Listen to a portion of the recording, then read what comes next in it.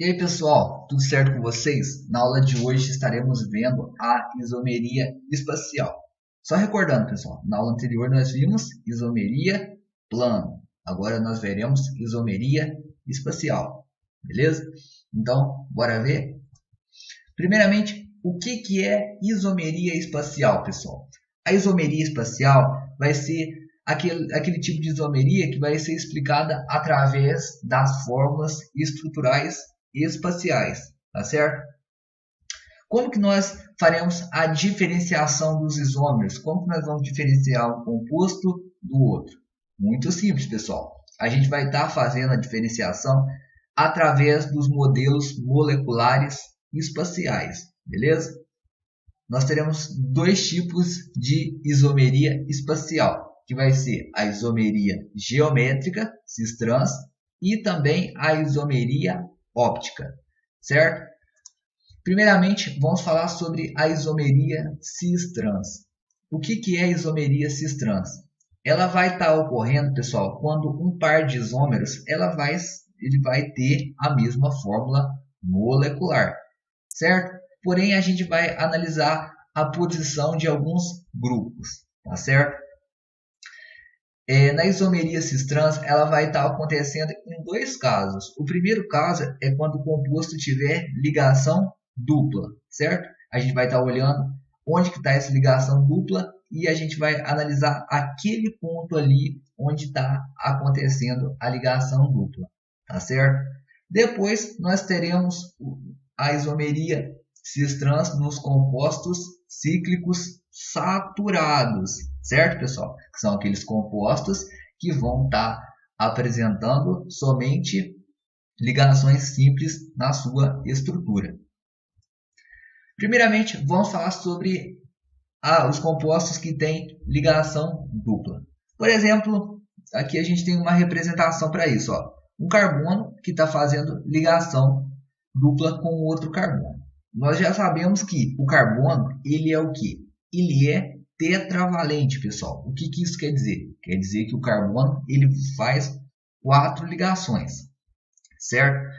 Então, na geometria cis-trans, como eu disse anteriormente, a gente vai olhar para o carbono que está fazendo a ligação dupla. Então, são esses dois carbonos, certo?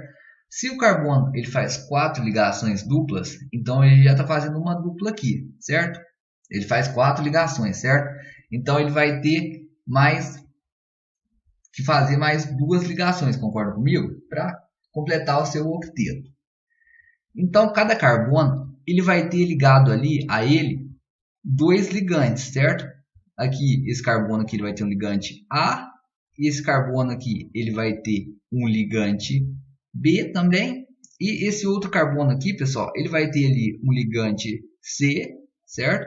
E ele vai ter ainda um ligante D, certo?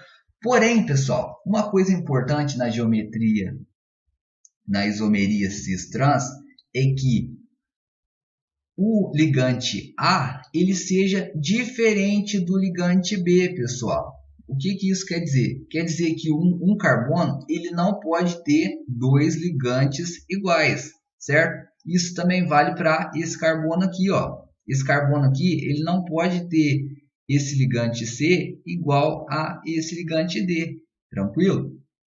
Porém, não diz, a geometria, a isomeria cis-trans, ela não diz nada sobre esse ligante aqui ser igual a esse ligante, tá certo?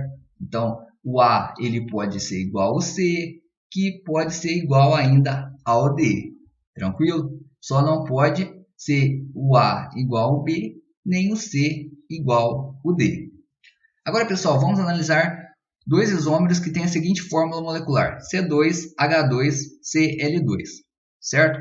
Então, esses dois carbonos aqui, eles vão estar fazendo ligações duplas entre si, tranquilo? E o que vai sobrar? Vai sobrar 4 ligantes, pessoal. Vai sobrar 2 hidrogênios mais 2 cloros, certo? Como nós vimos na isomeria geométrica cis-trans, o mesmo carbono ele não pode possuir 2 ligantes iguais, certo? Isso quer dizer que um carbono ele não pode ter 2 hidrogênios, certo? E ele não pode ter também dois cloros, certo? Então cada carbono vai ter um átomo de um ligante de hidrogênio e um ligante cloro, beleza? Aqui, ó, a gente observa isso nas duas formas estruturais desses isômeros. Porém, nós precisamos analisar agora a posição desses ligantes, pessoal. Observem que nesse isômero aqui, os ligantes hidrogênios estão para o mesmo lado. Isso também ocorre para o ligante cloro. Observe que o cloro ele está para o mesmo lado, tá certo? Porém, isso não ocorre nessa outra isomeria aqui, pessoal, nessa outra estrutura aqui, ó. Observem que os átomos os ligantes hidrogênios, eles estão para lados opostos. Consequentemente, o cloro também ficou para lados opostos, certo? Então, a gente vê que em isômero os ligantes estão para o mesmo lado e no outro isômero eles estão para lados opostos, certo? É isso, pessoal, que vai dar nome diferente a esses isômeros, certo? A posição dos ligantes. Ora, eles vão estar para o mesmo lado e ora, eles vão estar para lados opostos, certo? Agora, pessoal, vamos ver quando os ligantes estão para o mesmo lado. Quando os ligantes estiverem para o mesmo lado, pessoal, esse tipo de isomeria ele vai ser chamado de cis, certo? Aqui, ó, como é o caso do cis 1,2-dicloroeteno, certo? Não se preocupe com a nomenclatura, pessoal. Isso não é importante agora. É importante só que vocês reconheçam a isomeria, tá certo? Então, vocês estão vendo aqui no... Cadê certinho? Aqui, ó. Vocês estão vendo que aqui tem um carbono fazendo ligação dupla com outro carbono, certo? Então, vocês estão vendo que cada carbono tem dois ligantes diferentes. Concorda comigo? Então, tá certo. É isomeria geométrica. É isomeria cis, pessoal, porque os ligantes eles estão para um mesmo lado. Sempre que vocês verem ligantes para o mesmo lado, isso é característica de isomeria cis, certo? Os cloros eles ficaram para o mesmo lado e também os hidrogênios ficaram para o mesmo lado, beleza? Porém, isso é o contrário na isomeria trans, onde os ligantes eles vão estar ficando em posições opostas, certo? Então, vão ficar para lados opostos, como aqui ocorre no trans 1,2-dicloroeteno. Novamente eu repito, não se preocupem com a nomenclatura desses compostos, certo? Preocupem apenas em reconhecer o tipo de isomeria, que é o foco da nossa aula. Então a gente está vendo aqui que um carbono que ele está fazendo ligação dupla com outro carbono, então ele vai ter dois ligantes. Esses ligantes eles precisam ser diferentes na isomeria geométrica. Isso ocorreu. Estão vendo? Então cada carbono tem dois ligantes diferentes, certo? Agora a gente observa a posição desses ligantes, pessoal. Ó, aqui a gente tem um carbono para esse lado e aqui a gente tem um carbono para o outro lado, certo? Estão vendo que eles estão na transversal? Então, isso é característica de isomeria trans, pessoal. O mesmo ocorreu aqui para o átomo de hidrogênio também, estão vendo? Que os hidrogênios eles ficaram para lados transversais. Então, transversais é isomeria trans. Agora, pessoal, nós analisaremos a isomeria cis-trans para os compostos cíclicos, certo? O que é um composto cíclico? É um composto que apresenta a cadeia fechada, certo? Para ter isomeria cis-trans, o que precisa ter também?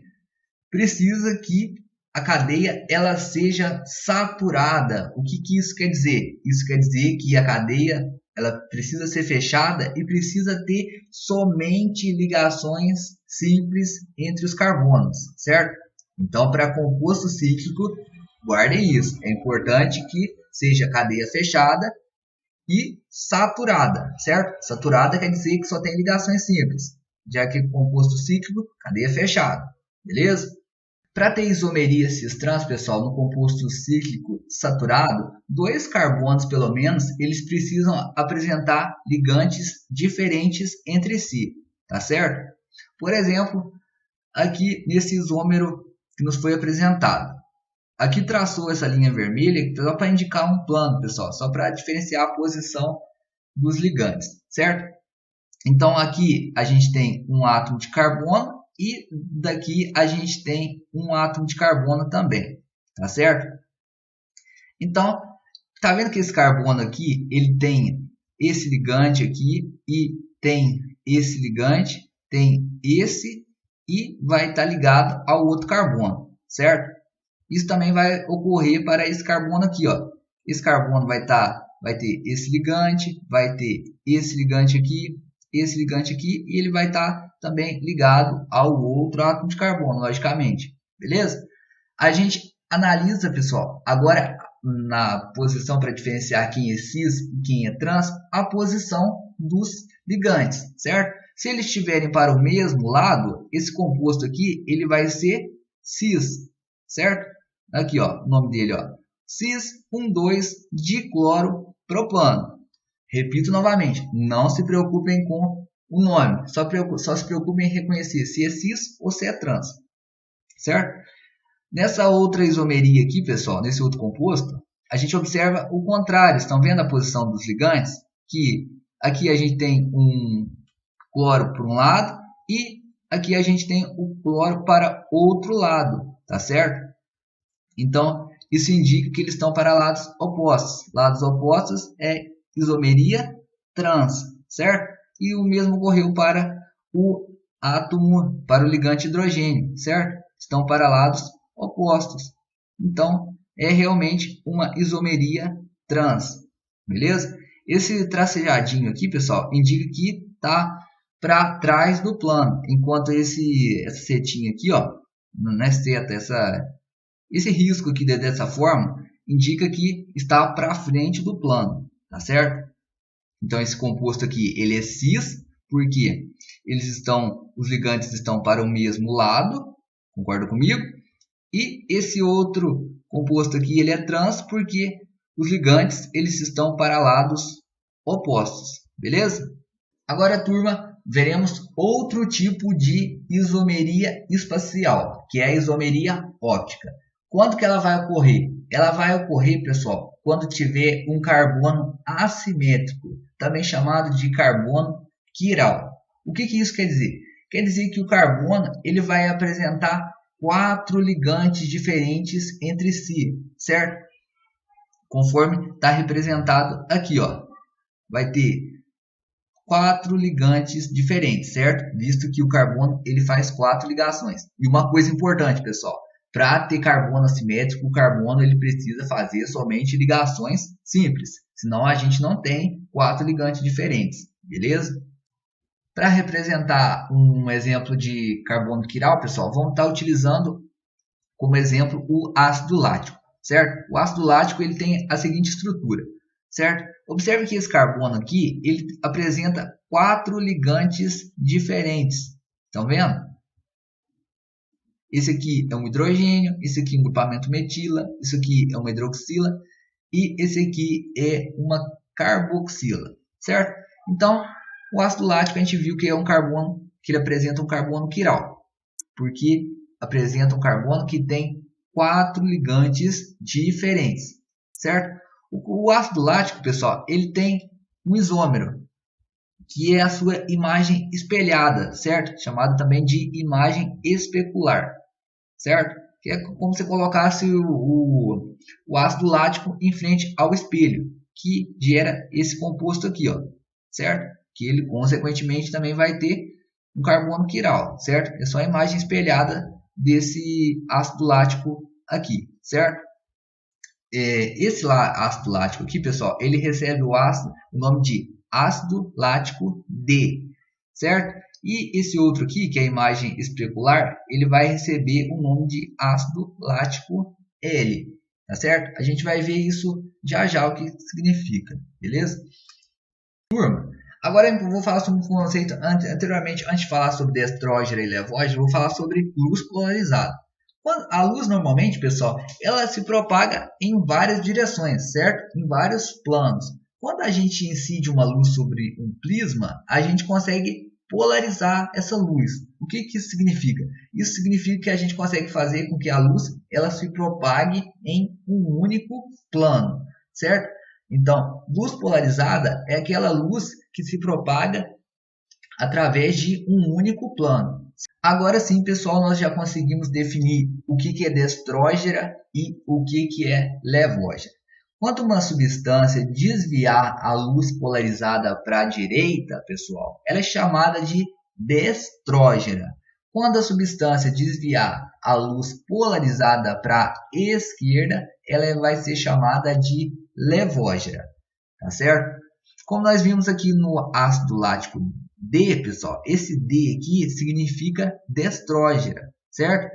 E esse L aqui significa levógera, beleza? Aqui traz até alguns exemplos de como dar nome a esses compostos, certo? A gente pode escrever ácido lático destrógero, certo? Pode escrever ácido D-lático, certo? Esse D aqui indica que é destrógero. Ou a gente pode estar escrevendo ainda assim, ó, ácido mais lático, certo? Esse mais aqui indica que desvia a luz polarizada para a direita, tá certo? E o mesmo vale para o levógeno, pessoal. Para o isômero levógeno, a gente pode escrever ácido lático levógeno, ácido L-lático, certo?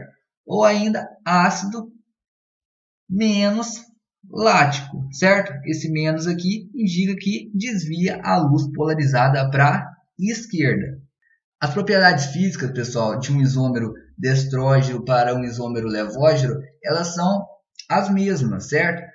Eles vão ter os pontos de fusão, ponto de ebulição, densidade, idêntico. A única diferença desses isômeros vai ser o desvio da luz polarizada. Um vai desviar a luz polarizada para a esquerda, outro vai desviar a luz polarizada para a direita, tá certo? Esse par de isômeros, pessoal, do ácido lático aqui, ó, um D e um L, ele é chamado de enantiomorfo, pode ser chamado ainda de enantiômeros ou antípodas ópticos, certo? O que quer dizer isso? Quer dizer que eles estabelecem aquela relação de um ser a imagem espelhada do outro, certo? E eles ainda são não sobreponíveis. Se a gente tentar pegar esse isômero aqui e colocar sobre esse, vocês vão ver que os ligantes eles não ficam em posições iguais, certo? Por isso não é sobreponível. É a mesma coisa da nossa mão, pessoal. Se você pegar a sua mão aí e colocar em frente a outra mão, vocês vão ver que elas são iguais, certo? Porém, se a gente tentar colocar uma mão sobre a outra, a gente vê que os dedos eles não ficam juntos, certo? Por isso é não sobreponível. Uma coisa muito importante de falar aqui, pessoal, é que as propriedades físicas do composto destrógeno e do composto levógeno, eles são as mesmas, né? Como eu acabei de falar. Porém, as propriedades químicas, elas são muito diferentes. Enquanto um isômero pode agir como remédio, o outro isômero pode agir como veneno, certo? Como nós veremos lá no finalzinho da aula, o caso da talidomida.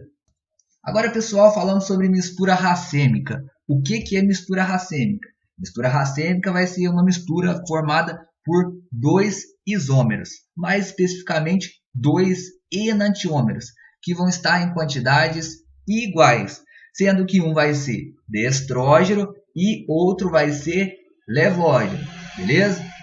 É muito importante que vocês entendam a mistura racêmica, pessoal. A mistura racêmica vai ser formada por 50% de um isômero destrógeno e 50% de um isômero levógeno, beleza? As misturas racêmicas, galera, elas são opticamente inativas. Por que elas são consideradas opticamente inativas? Porque elas não desviam a luz polarizada, certo? A gente sabe que o composto destrógeno ele desvia a luz polarizada para a direita. E o composto levógeno? Ele desvia a luz polarizada para a esquerda, certo? Na mistura racêmica, eles estão em quantidades iguais. É como se eles anulassem o desvio da luz polarizada, certo? Então faz com que não haja nenhum desvio da luz polarizada. Assim, a mistura é chamada de opticamente inativa. Vocês acham, pessoal, que existe carbono que apresenta somente um carbono quiral? Não, galera, vai ter estruturas que vão apresentar mais de um carbono quiral, como é o caso do alfa-hidroxi beta-metil succínico. Aqui, ó, observe que aqui a gente tem um carbono quiral, um carbono com 4 ligantes diferentes. Aqui um ligante, aqui outro, e aqui essa parte toda aqui, ó, é outro ligante desse carbono aqui, tá certo? E esse outro carbono aqui, ele também é quiral, ó. Observe que tem um ligante aqui, outro aqui e outro aqui. Todos são diferentes, certo? Então, esses dois carbonos, eles são carbonos quirais. Quando tiver dois carbonos quirais, pessoal, também chamado de carbonos assimétricos e diferentes entre si, o composto vai estar apresentando 4 tipos de isômeros, certo? Que vão ser distintos entre si e eles serão opticamente ativos. Cada um vai desviar a luz polarizada para um lado, tá certo? Como a gente viu lá no alfa-hidroxi beta-metilsuccínico, ele vai ter 4 isômeros, tá certo? A gente só mudou a posição da figura, tá, pessoal? A gente só levantou ela aqui, ó, colocou na vertical, certo? Então, o composto mencionado lá anteriormente, ele vai ter 4 isômeros, porque tem 2 carbonos quirais. Então, vai ter o isômero A, o isômero B, o isômero C e também o isômero D, tá certo? Vamos comparar o isômero A com o isômero B. Observe, pessoal, que um é a imagem espelhada do outro, não é? E quando um é a imagem espelhada do outro, a gente chama de enantiômeros, pessoal. Então, a gente fala que o composto A e o composto B, eles são enantiômeros, porque um é a imagem espelhada do outro. E a gente vê que isso também acontece com o composto C e o composto D. Eles são isômeros e como se um fosse a imagem espelhada do outro, não é? Então, eles também são enantiômeros.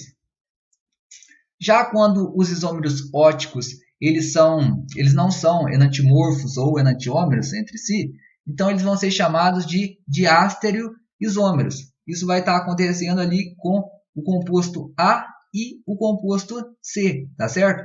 Eles são isômeros porque têm a mesma fórmula molecular, porém as estruturas elas são distintas, certo? Eles não são enantiômeros.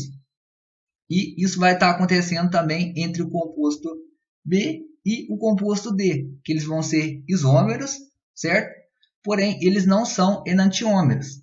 Eles não têm a imagem espelhada um do outro. Então, a gente chama A e C e B e D de diástereoisômeros.